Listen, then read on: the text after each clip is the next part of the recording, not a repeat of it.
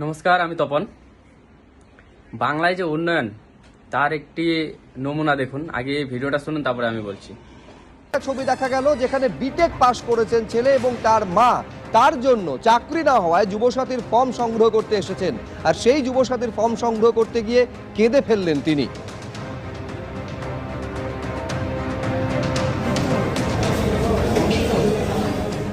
এই যুবশ্রী প্রকল্পটা করার জন্য আমি এসেছি। ছেলে তো এখানে থাকে না, বাইরে থাকে।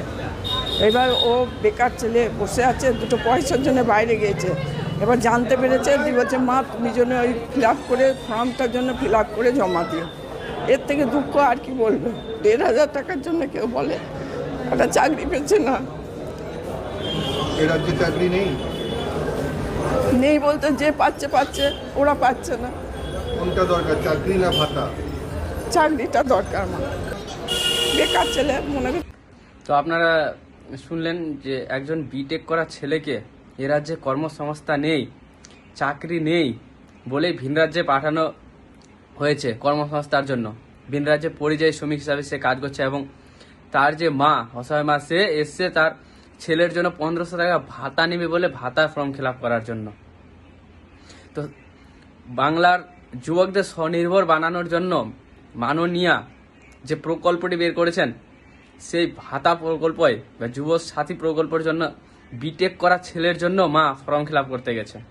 এই রাজ্যের অবস্থাটা কতটা গর্তে চলে গেছে আপনারা এই উদাহরণগুলো দেখে বুঝতে পারবেন। 2026-এর শেষ সুযোগ, আপনারা এই সরকারকে পাল্টান, নাহলে আর ভাবনা চিন্তারও সময় থাকবে না আপনাদের।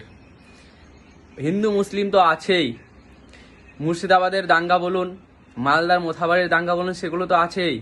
তা সত্ত্বেও যে বেকার বাঙালির প্রতিটা ঘর থেকে যে যুবকরা পরিযায়ী শ্রমিক হিসাবে ভিন রাজ্যে কাজ করতে যায়, তাদের যে দুঃখ, সেই সব দূর করার শুধু একটাই উপায়, এই মমতা সরকারকে 2026-এ ছুঁড়ে ফেলতে হবে, নাহলে এর ছাড়া এর কোনো উপায় নেই। আপনার 2026-এ ভেবে চিন্তে ভোট করুন। ভিডিওটি ভালো লাগলে লাইক, শেয়ার, সাবস্ক্রাইব করে পাশে থাকবেন। ধন্যবাদ।